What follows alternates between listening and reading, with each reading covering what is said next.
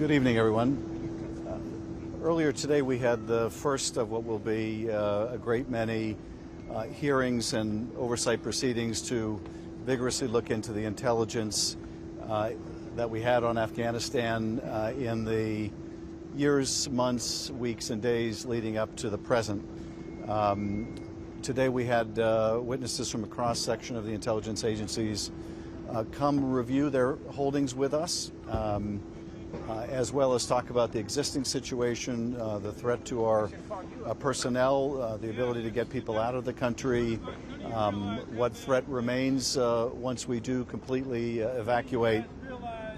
And we view this, as I said during the hearing, as the beginning of vigorous oversight of what went wrong in our departure from Afghanistan. And ultimately, that review will look at more than just the last couple weeks, but rather why, after 20 years and our efforts to stand up a Afghan government and military force that could be self-sustaining, it ended up falling apart and so quickly.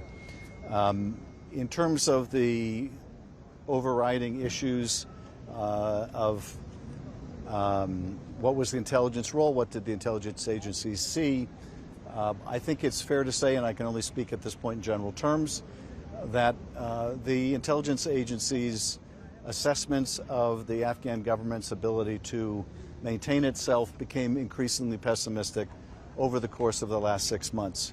And there were any number of warnings that the Taliban might take over, and some that included the potential of a very rapid takeover. At the same time, though, I think it's also fair to say that no one predicted such a rapid collapse, a rapid and complete collapse of the Afghan government and forces. And so we are going through the holdings. We are going to be meeting extensively with the agencies with the eye to what did we miss, to what degree are we capable as intelligence agencies of divining the will to fight among the Afghan people and the Afghan military forces. Were there warning signs that were missed? And doing our best to be thorough and objective in that analysis. But there are very broad questions that also will need to be answered. We succeeded in our most important objective of protecting the country from another massive 9/11-like attack over the last 20 years. But with respect to the objective of standing up to a government that would earn the support of the Afghan people, that mission failed. And we have to ask ourselves some very difficult questions about why that effort resulted in failure. And with that, I'm happy to respond to a few questions. Do you think that it's possible for the evacuations to finish up before August 31st? I think it's possible, but I think it's very unlikely. Given the number of Americans who still need to be evacuated, the number of SIVs, the number of others who are members of the Afghan press, civil society leaders, women leaders, it's hard for me to imagine all of that can be accomplished between now and the end of the month. I am encouraged to see the numbers of people evacuated increasing readily to the point where we evacuated 11,000 people in a single day.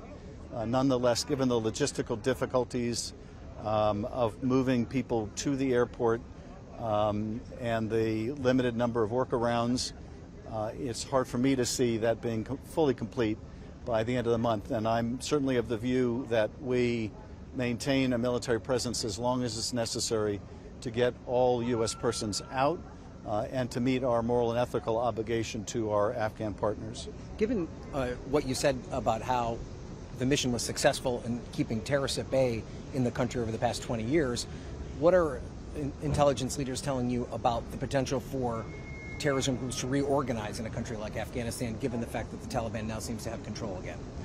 I think the intelligence community has always been very sober about our capacity to detect and deter a terrorism threat from within Afghanistan once we have no military force there, once our military footprint has been reduced to effectively zero.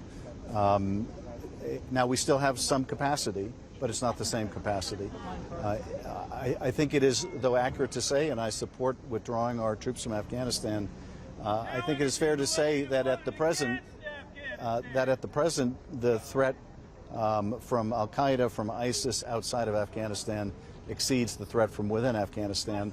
But we're going to have to keep a very close eye on the situation to make sure that that threat doesn't begin to grow again. What about the threat to the airport right now?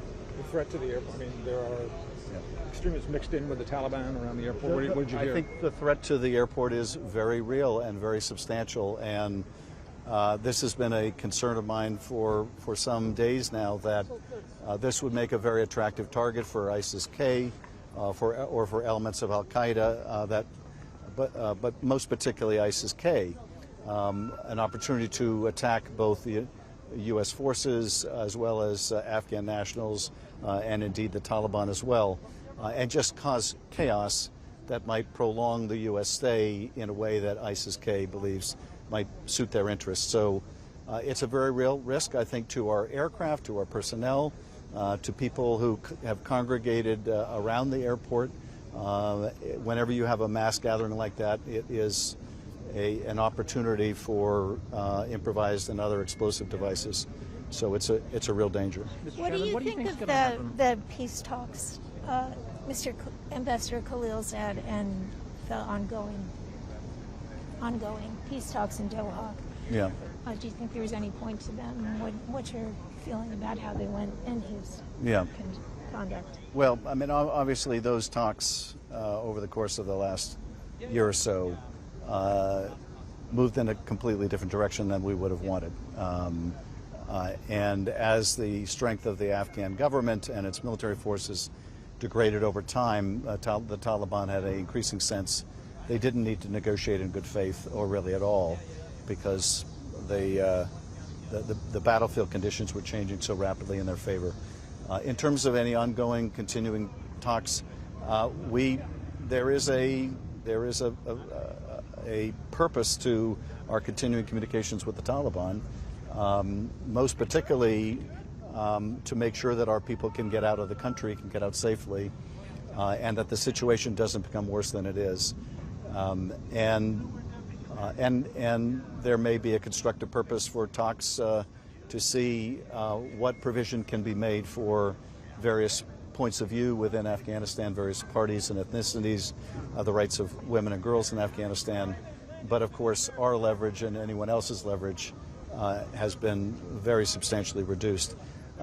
You know, the one bit of remaining leverage that we do have is the Taliban do want international recognition, and they don't want their economy to fall apart. But that leverage obviously has very real limits.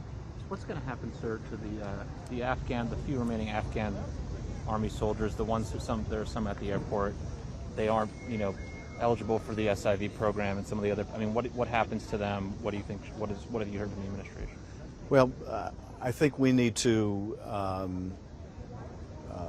live up to our moral and ethical obligations to our Afghan partners, including some of our partners within the military, and those that are now continuing to support our efforts to evacuate people and putting themselves at risk, I think are deserving of help to evacuate from the country. So I would hope that those that are continuing to stand side by side with us amidst this danger will qualify for our assistance to relocate. Following up on that, And let me make this the last question. do you have a total number that you've heard for the number of Afghans we plan on resettling in the aftermath of this? Is the refugee cap enough? Does it need to be lifted? I mean, and should there be other statuses aside from refugee status that should be considered as we move forward? I have not heard an overall number. I've been given estimates, for example, of the number of U.S. persons that may be present, and a number of SIVs and their families, which combined are in the many tens of thousands. But there are others that are not in those two categories, where the number is really indeterminate.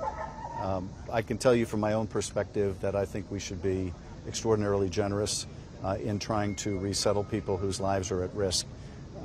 and help them resettle in third countries, help them over time relocate in the United States. I think we have just a profound ethical and moral obligation to do the very best we can to meet those who have worked with us, whose expectations we have raised about their place in the Afghan society, to help them find freedom and security. Thank you all. Thank you, Congressman. Thank you.